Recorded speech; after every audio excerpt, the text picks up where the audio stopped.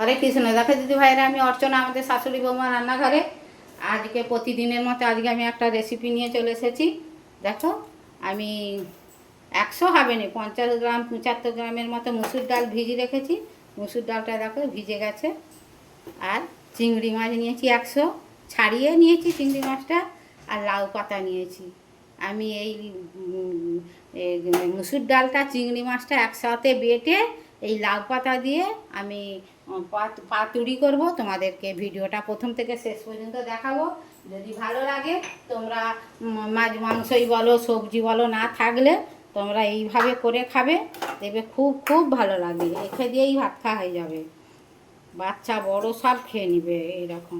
দেখো আমি মুসুর ডালটা বাটি, সকলের সঙ্গে শেয়ার করবে আমার মতো এরকম পাতুড়িটা করে সকলের সঙ্গে শেয়ার করবে, করে একটা লাইক দিবে, কমেন্ট করবে আমার পাতুড়িটা কেমন হয়েছে। এতে একটুও জল দেওয়া যাবে না, জল দিলে পাতলা হয়ে যাবে।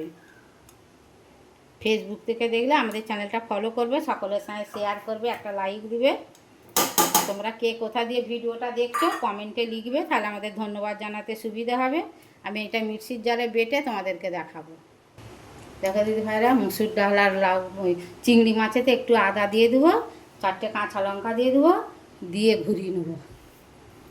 দেখো দিদি ভাইরা, আমি একটু জল বসিয়ে দিয়েছি।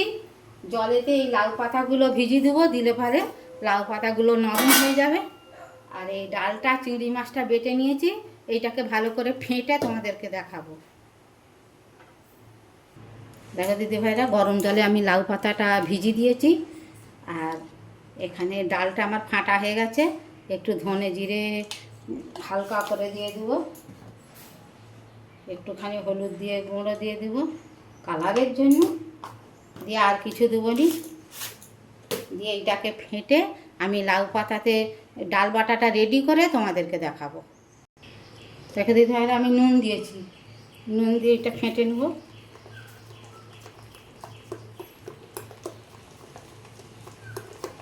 এই যে লাউ পাতা নিয়েছি গরম জল থেকে তুলে, লাউ পাতাটাকে দেখো কত সুন্দর নরম হয়ে গেছে। এবারে আমি একটু করে নিয়ে ডাল বাটা চিংড়ি মাছ নিয়ে এতে দিয়ে দেব, দিয়ে এটাকে ভালো করে এই পিঠ আর এইদিকে ওই পিঠ করে এই গোড়ার দিকটা একটু মুড়ে নিয়ে দেখো এখানে একটু ডাল বাটা লাগিয়ে দিলে আর খুলবেই না।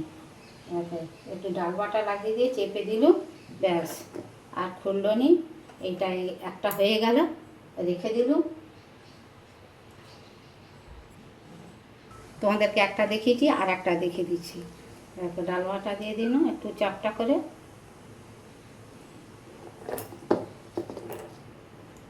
দিয়ে প্রথমে গোড়াটা মুড়ে দিয়ে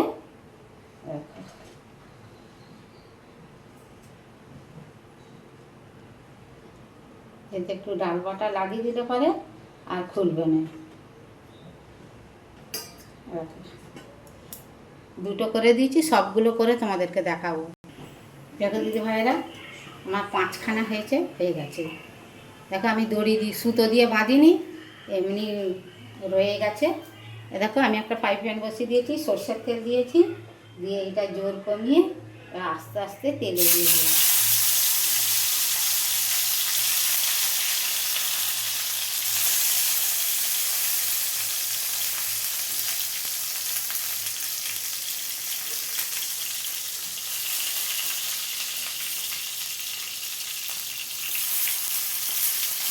জোর কমিয়ে আস্তে আস্তে ভাজতে হবে, নাহলে ভেতরে কাঁচা রয়ে যাবে।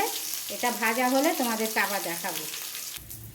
দেখে দিদি ভাইয়েরা, মুসুর ডাল চিংড়ি মাছের পাতুড়িটা আমার হয়ে গেছে। দেখো একটাও খুলে নি, আমি সুতো দিয়ে বাঁধিনি, ডাল বাটা দিয়েই এঁটে দিয়েছি। দেখো পাতুড়িগুলো আমার সব হয়ে গেছে। আমি 5টা পাতুড়ি করেছিলাম, 5টা পাতুড়ি হয়ে গেছে।